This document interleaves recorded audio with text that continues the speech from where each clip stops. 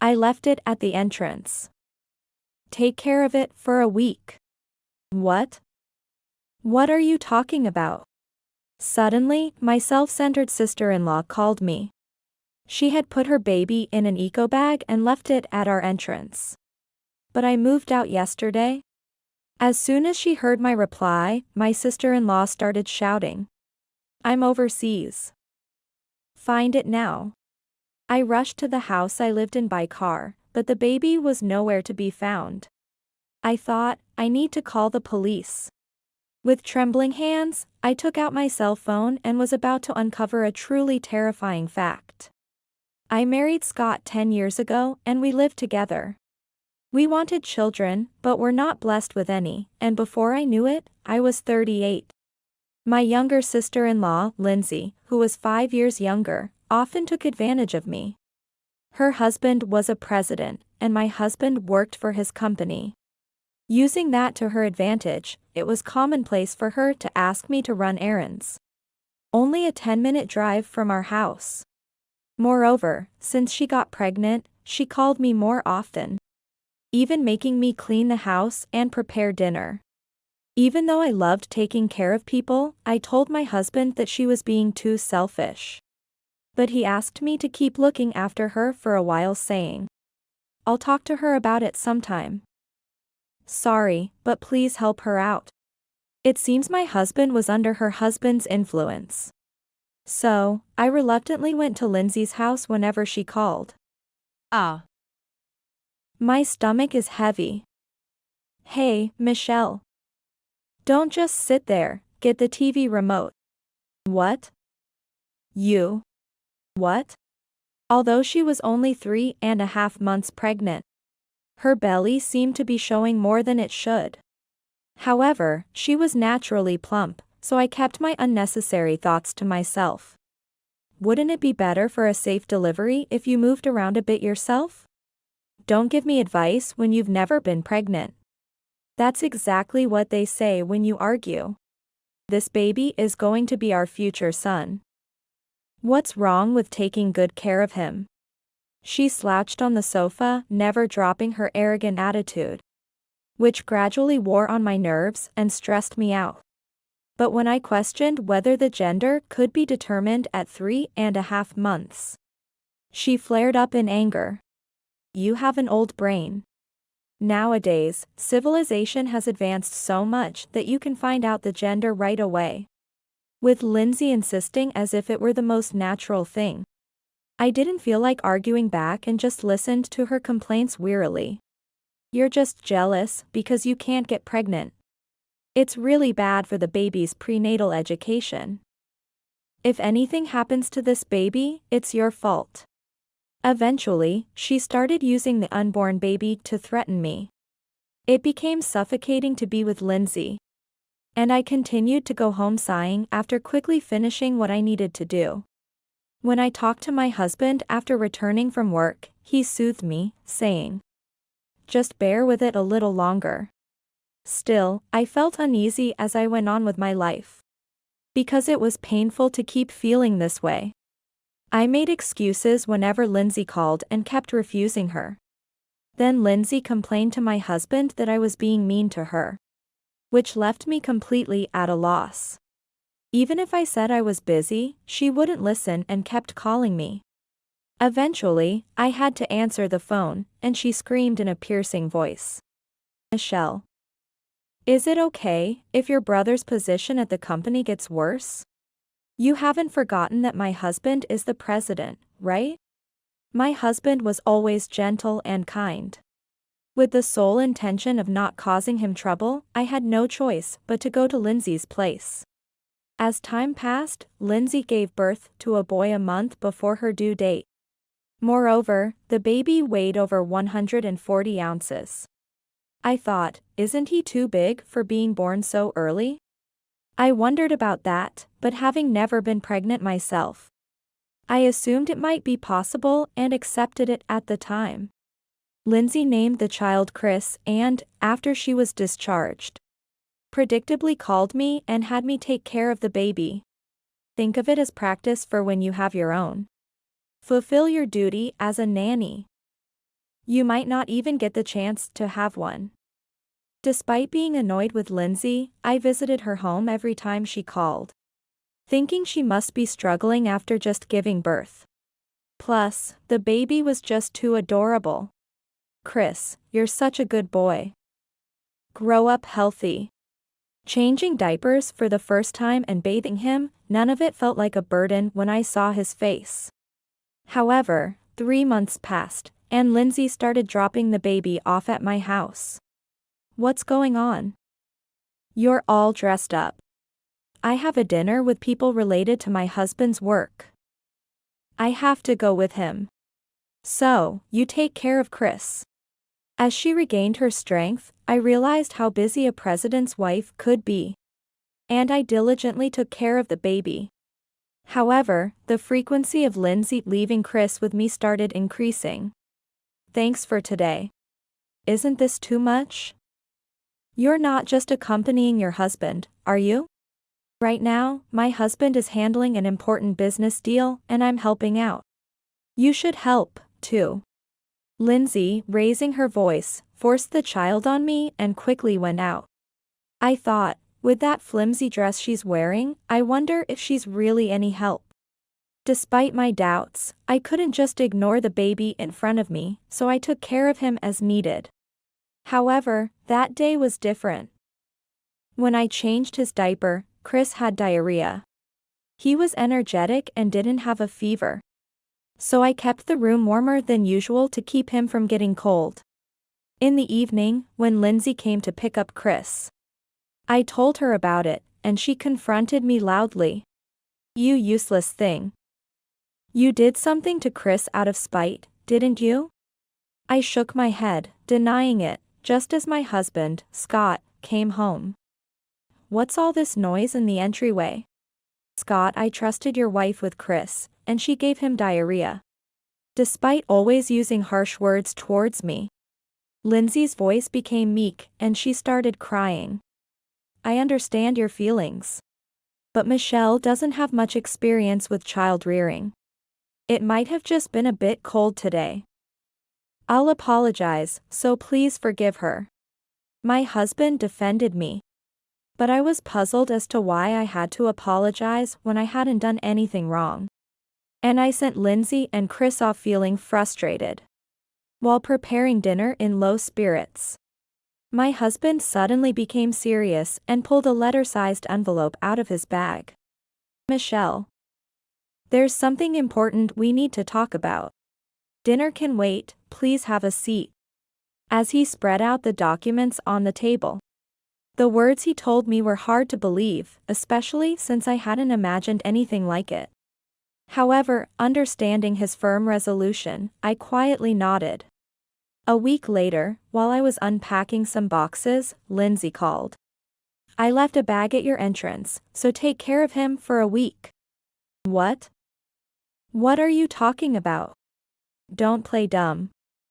It's my baby, of course. You've already brought him inside, haven't you? After hearing the full story, it turned out that since I was not at home, she had put Chris in an eco bag and hung it on the doorknob.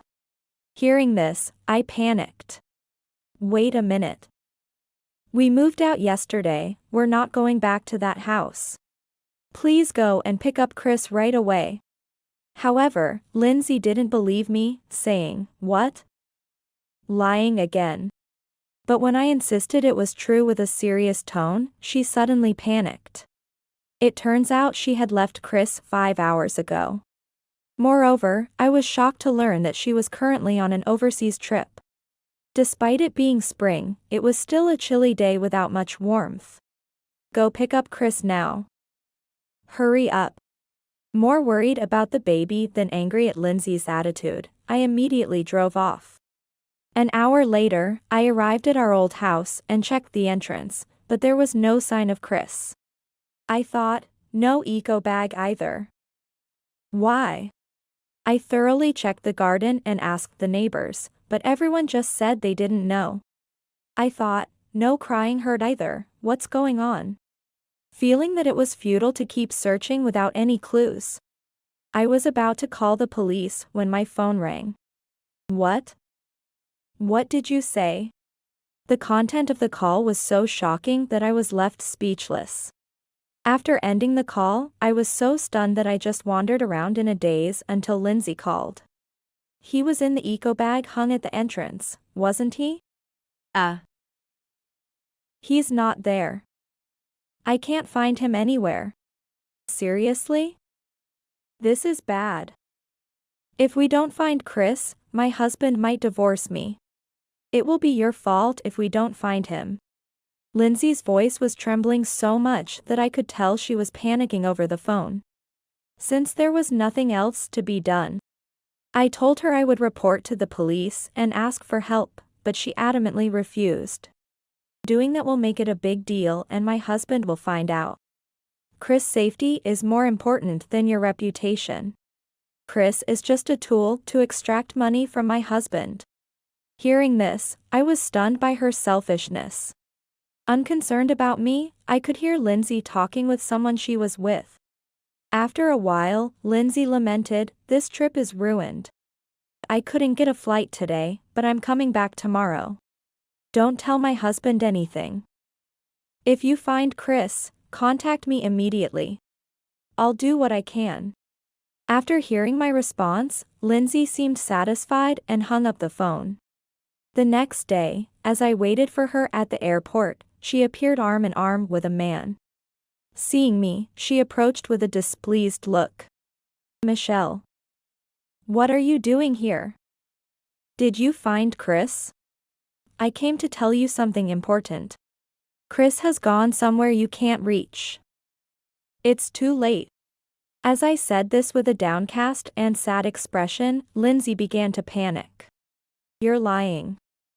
What am I supposed to tell my husband? You useless thing. Find a baby that looks like him right now. How can you say that? Are you even a mother?" Enraged and devastated, Lindsay suggested that any baby of the same age could deceive her husband. Overwhelmed with anger and sadness, tears started to flow.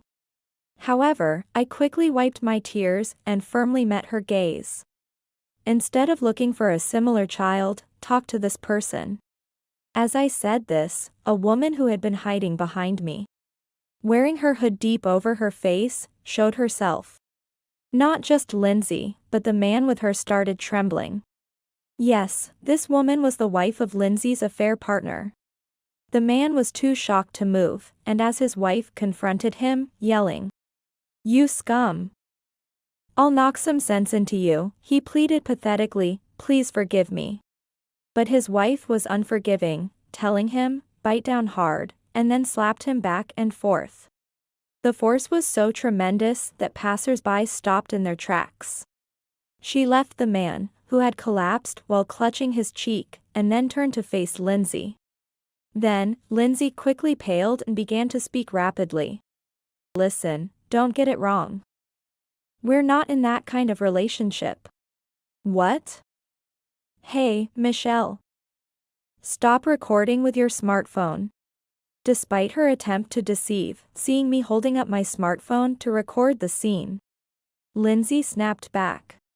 However, I remained calm. "Then how do you explain this?" I pulled out an envelope I had brought with me, which contained emails between Lindsay and her affair partner, as well as cozy photos of them I found on social media. Lindsay, attempting to forcibly take these from me, glared menacingly. "Snooping around like that is the lowest.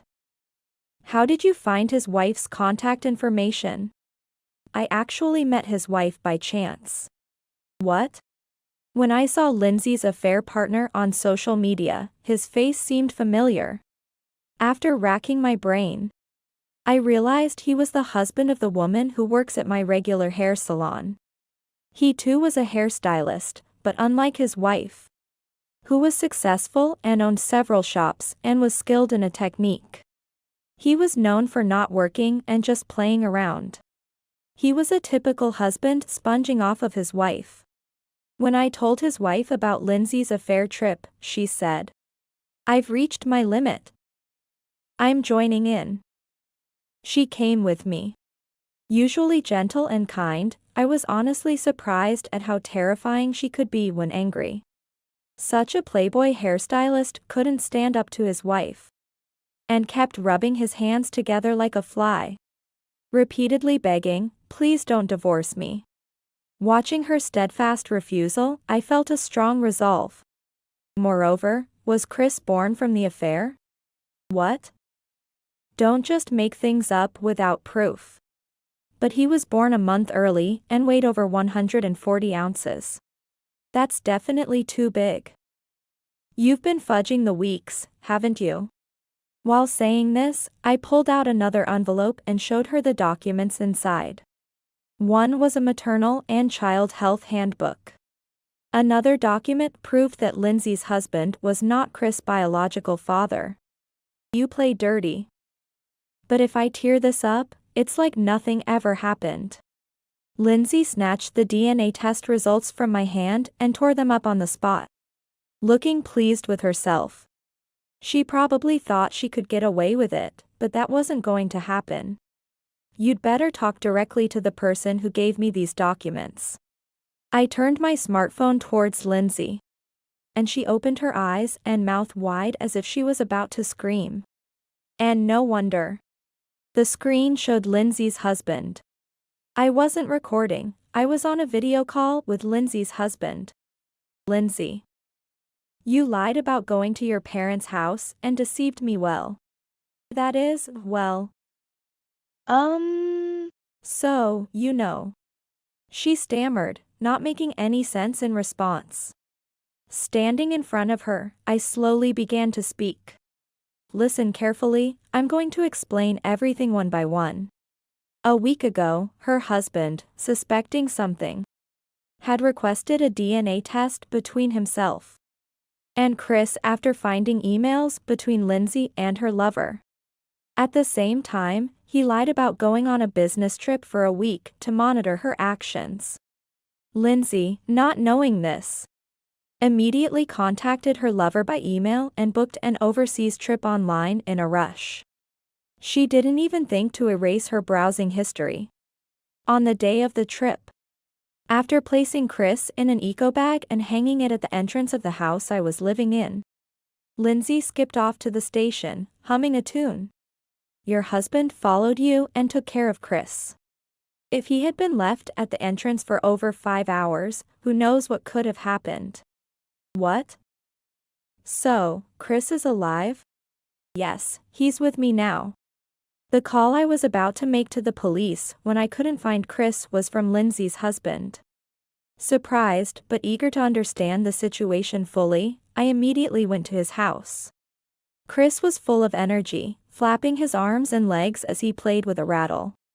While hearing about the past events, I remembered that despite being born a month early, he weighed over 140 ounces.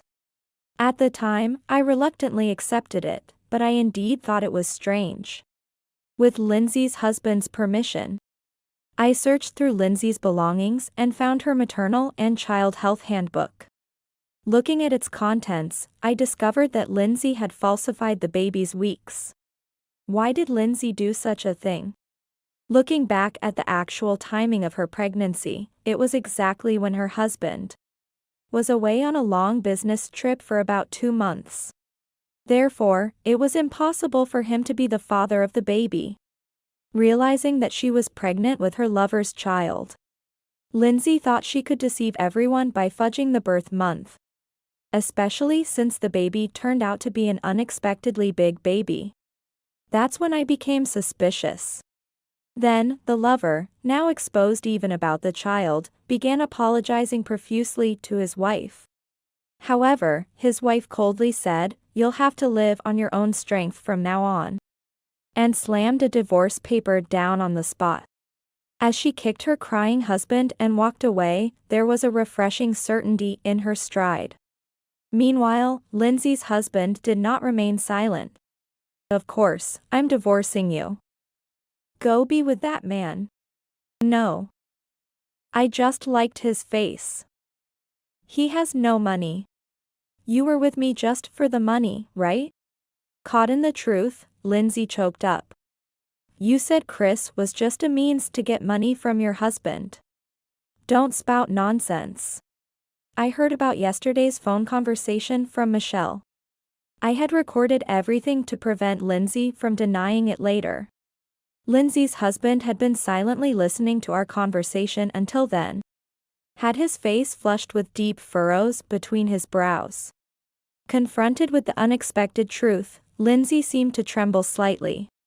But then, as if remembering something, she peered into her smartphone screen. If Chris is okay, then it's all good, right? Besides, even if we're not related by blood, I gave birth to him, so he's as good as your child. Both Lindsay's husband and I inadvertently exclaimed. What? At her pathetically selfish justification. Thinking she had cleverly dodged the issue, Lindsay put her hands on her hips, looking smug. But then, Lindsay's husband said, "This is the end," and abruptly hung up the phone. What are you going to do about this? I did everything you told me to do, didn't I? Didn't you like it?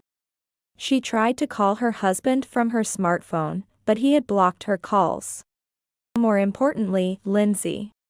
Did you know that leaving Chris in an eco bag and going out is a crime? As she shook her head vigorously. I showed her what kind of crime it was on my smartphone screen. And she suddenly began to tremble and collapsed on the spot. Lindsay, this is goodbye for us. Farewell. After giving her a cold look, I walked away feeling a chill. When I turned around, Lindsay's eyes were bloodshot. And her brows twitched as she made a terrifying face. I'll tell Scott. This happened because you moved without telling me.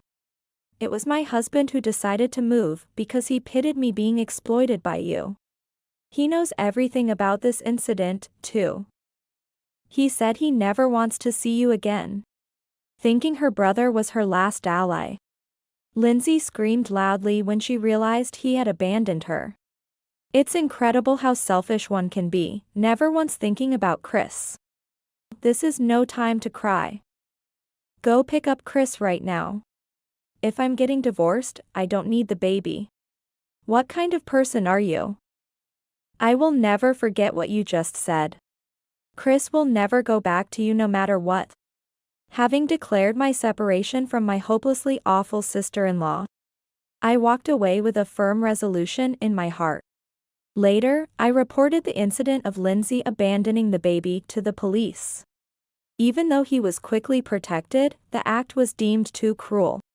And Lindsay was severely reprimanded by the police. Lindsay ended up being divorced by her husband and disowned by her own family. Becoming utterly alone. She was sued by her ex-husband for child abandonment and tricking her child's father, demanding $30,000. She and her lover had to borrow money to pay the settlement. And because they borrowed from a dubious company, she ended up working in a shady place to repay the debt. My resolution was to raise Chris as my own child. When I told this to my husband, he happily agreed. Oh, I almost forgot to mention, I am also expecting a new life. I will raise these children carefully so they can live freely and happily.